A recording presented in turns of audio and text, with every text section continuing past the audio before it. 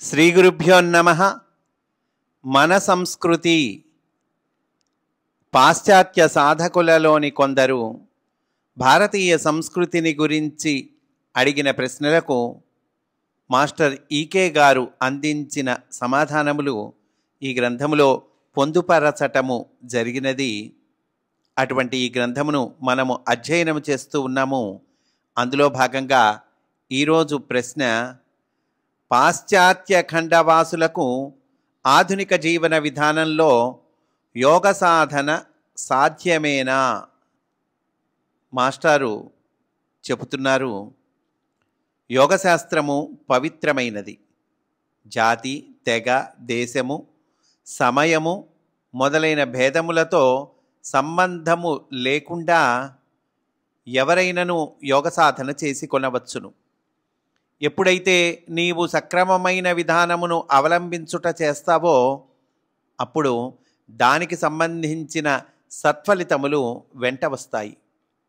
సరియగు విధానమున యోగ సాధన చేసినచో దాని వలన కలుగు ఫలితములపై ప్రాచ్య పాశ్చాత్య భేదముల ప్రభావము వర్తించదు.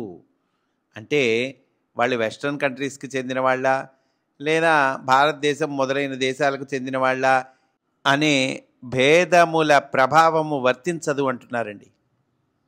ఇతరుల అభిప్రాయములు, వారి అలవాట్లు మొదలైన వాటికి నీవు లొంగకున్నంత వరకు, అట్లే నీ చుట్టూనున్న వారిలో ప్రతి ఒక్కరి దైనందిన జీవన విధానము చేత ప్రభావితుడవు కానంత వరకు ప్రాచీనుల ఆశ్రమవాస జీవితమునకు తగినట్లుగా యోగ సాధన చేయుటకు నీవు అర్హత కలిగి ఉంటావు. యోగమంటే గడ్డములు మీసములు పెంచుకొని కాషాయ వస్త్రములు ధరించటము మొదలైన బాహ్యములైన వ్యవహారములు కావని తెలుసుకున్నప్పుడు 20వ శతాబ్దపు పాశ్చాత్య నగరములలోని సంకీర్ణమైన వీధులలో కూడా పూర్తి కౌశలముతో నీవు యోగ సాధన చేసుకొనవచ్చును. పరిసరముల గురించి నీ మనస్సున ఏర్పడు శక్తులను, ప్రజ్ఞలను సమన్వయపరుచుకొనడము అను ప్రక్రియను అలవరుచుకోవడమే యోగము అని తెలుసుకొనము. ఇప్పుడు యోగము అంటే ఏంటండి? మనస్సున ఏర్పడేటువంటి శక్తులు, ప్రజ్ఞలు, వీటిల్ని సమన్వయపరుచుకోవటం అనేటువంటి ప్రక్రియ ఉందే, దాన్ని అలవరచుకోవడము అంటున్నారు. యోగ సాధనకు కుటుంబమే అసలైన విద్యాలయము. మరియు అట్టి యోగ విద్యాలయమునకు సమాజమే నిజమైన క్రీడాస్థలము. నీ కుటుంబము మరియు నీవున్న సమాజమును మించిన విద్యాలయము నీకు దుర్లభము.